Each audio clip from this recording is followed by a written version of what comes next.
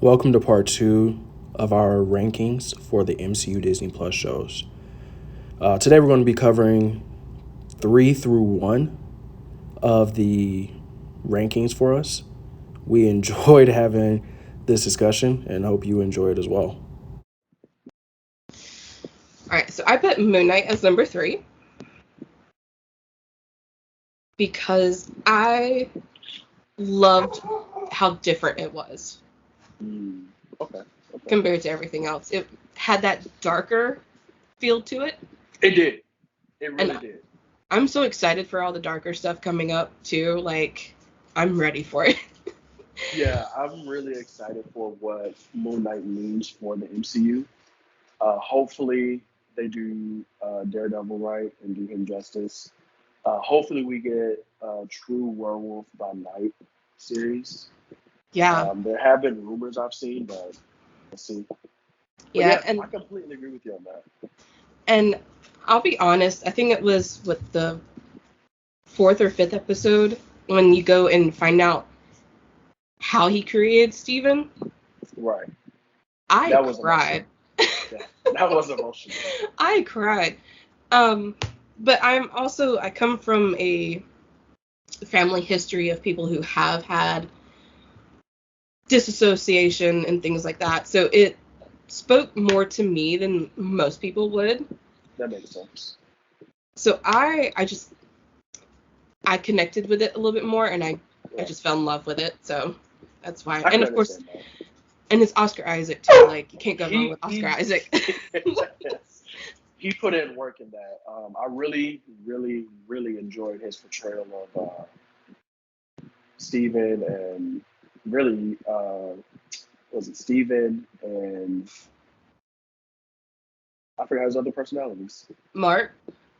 Yeah, Mark. Yeah, his portrayal of Steven and Mark and just going back and forth between them was really, really good. That I hope that they give us a season 2 for sure.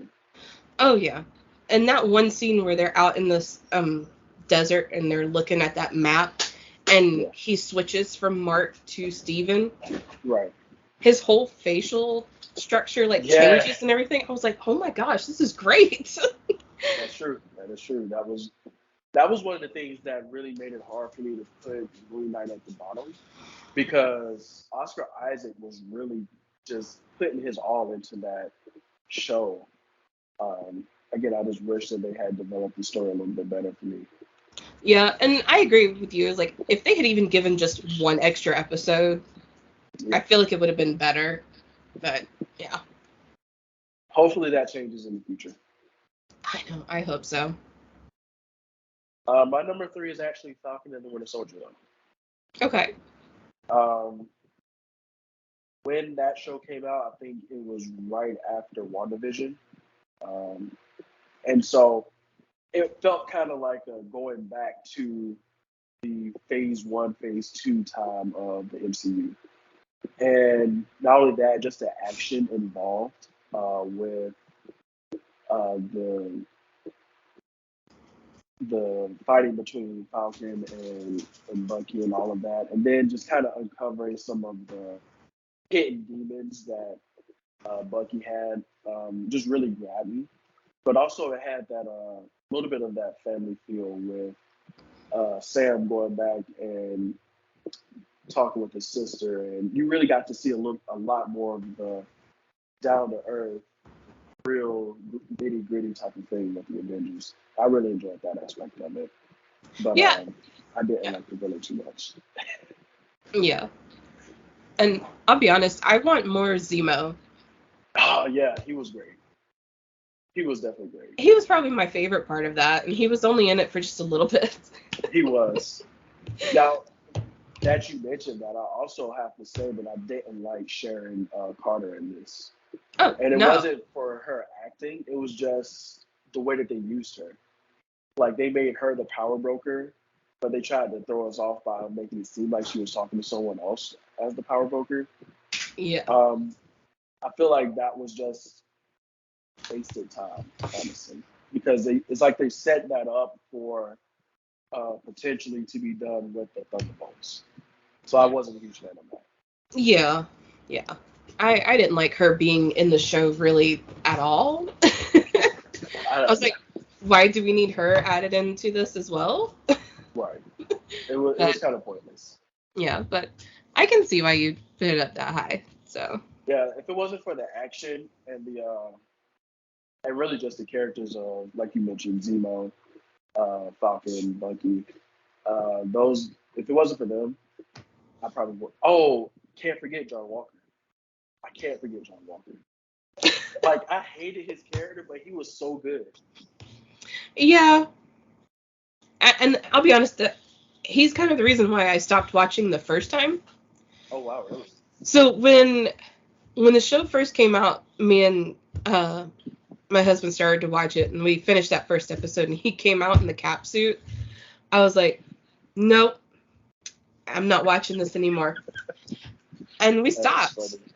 I was like, I don't want to see anybody else carry that shield, you know. I'm not a huge fan of Sam, but I'd rather see him do it. Right. I can understand that. Well, hopefully, well, it seems like it's likely that we'll see more of uh, John Walker in the Thunderbolts. I did like the character, and I hope that they do him justice. Mm-hmm. Yeah. I'm excited for that Thunderbolts. But what's my number 2? Yeah. Okay. My number 2 is Loki. I had a feeling our number 1 and number 2 were going to be the same. Yes, Loki was my number 2, and honestly, I feel like if Loki had came out before WandaVision, it would probably be number 1. Yeah. But I love Loki.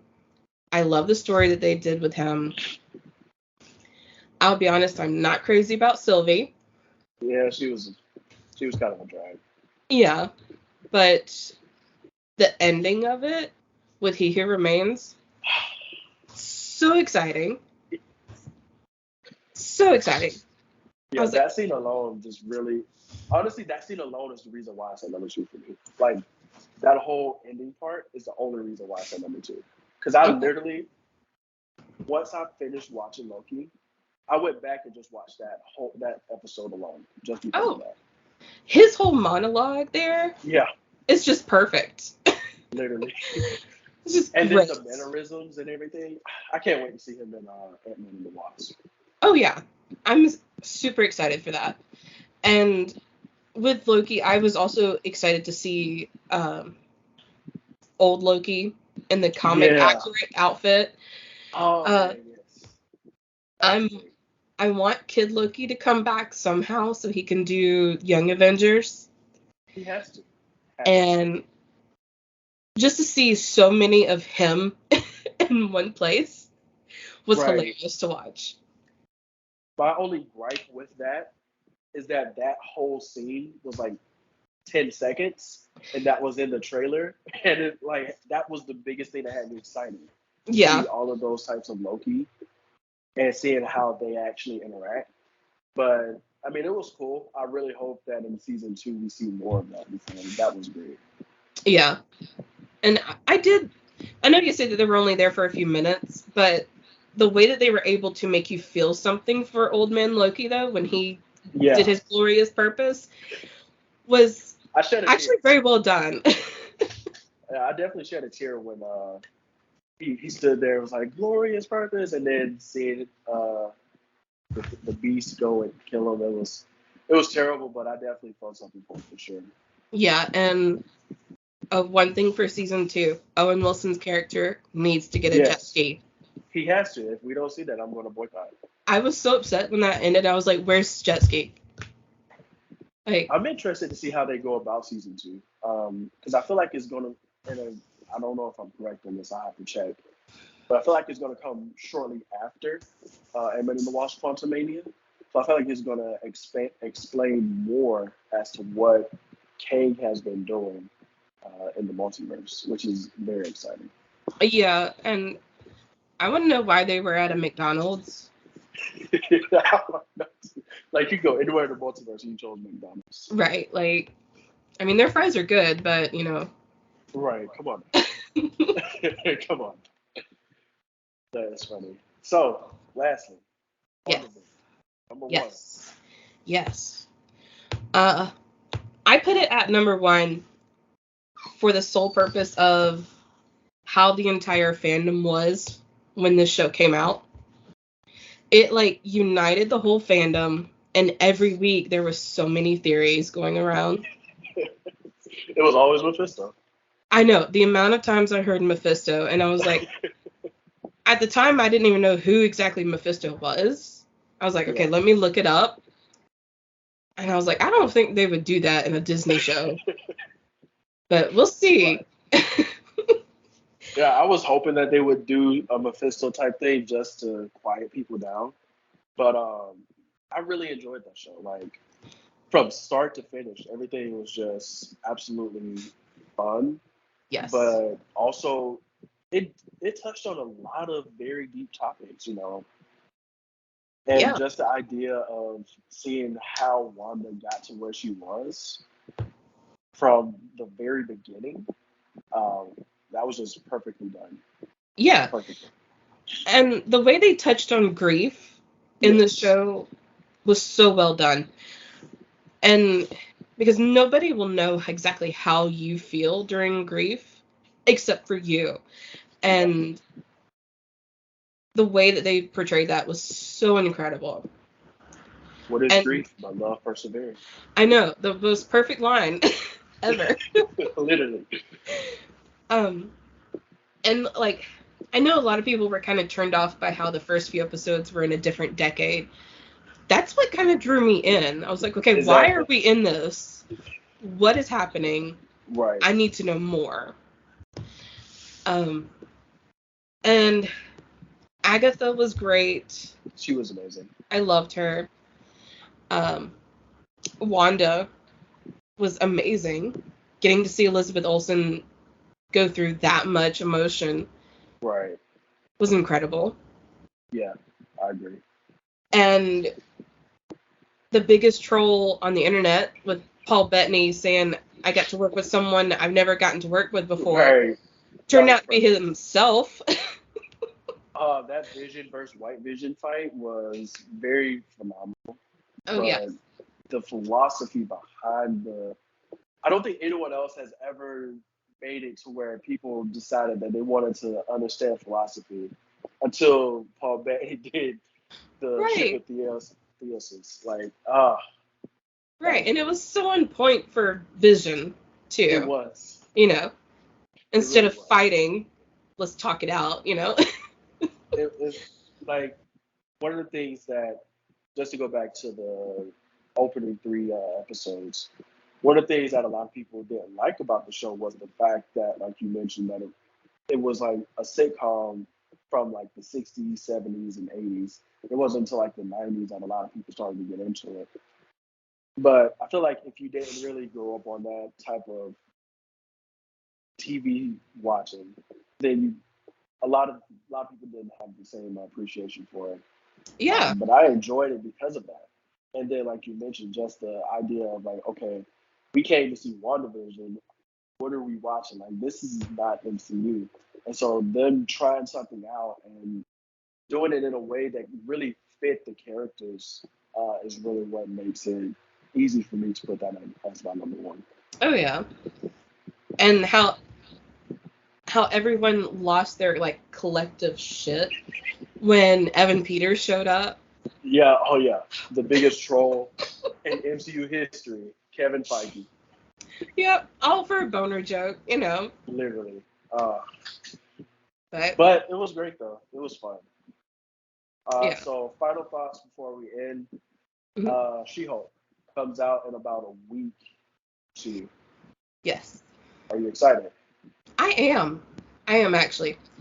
I don't know much about She-Hulk going into this, just based off of what I've heard from videos and things like that. I'm super excited for it. And I know that there's a lot of rumors going about like cameos and things like that. I am trying not to get my hopes up for all of them because of how people have gotten about, you know, Multiverse of Madness didn't have as many cameos as they thought they were going to. Right. you know. So I'm not trying to get like too crazy about it. Yeah, So the internet goes crazy with these rumors on cameos and stuff. I I do my best not to listen to it. Some of the cameos just don't even make sense. Um, but I am excited for the show in and of itself. The trailer, the second trailer, the one that released at San Diego Comic Con, had me sold. oh yeah, Them doing this as a half-hour comedy and then her breaking the fourth wall, absolutely genius. oh yeah, Um, and something that I was hoping that they would do since that's what she does in the comics. yeah, Um, I was never a fan of Professor Hulk when they brought him in the game, but I'm liking that they did that because now we get this interaction with him in this show, and I feel like that's going to be really good. So I'm definitely excited. Plus, it's going to be 9 episodes, so yeah. I wonder what made them make it 9 episodes compared to what they've been doing. You know, like yeah. what changed? I think because it's each of the episodes are only going to be like a half hour, they decided to just add more episodes. Which I'm like, okay, you don't have to have an either or Disney. You can do an hour long show and have it like 10 episodes. It doesn't have to be either or. Yeah, I mean, honestly, give us any amount of time for every episode, and we'll be there. Right. You know, Uh, you don't have to worry about that. You know.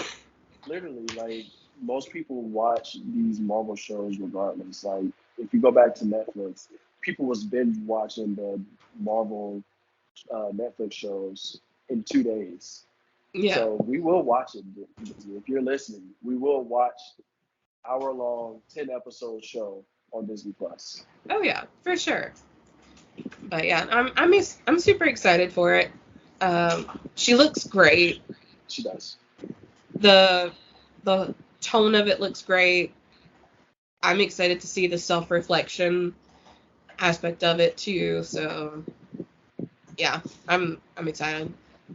Awesome. Well, Harley, let the people know where they can find you on social media. Uh, Best one is gonna be Real Swanky on TikTok. I do TV show and movie reviews. Um, and soon I will be starting YouTube Nice. videos as well. So same name. Well, thank you for joining me in this video. Hope you all enjoyed our little ranking of the MCU Disney Plus shows, and hope you all enjoy and have a good rest of your day. Yeah. I hope you enjoyed part 2 of our ranking of the Marvel Disney Plus shows. Let us know in the comments below what you rank as your top 3 favorite Marvel Disney Plus shows. And also let us know what you disagree with in our list. And don't forget to hit that like button on the video. And yeah, subscribe and turn the notification bell on for when the next video is set to drop, which should be very soon.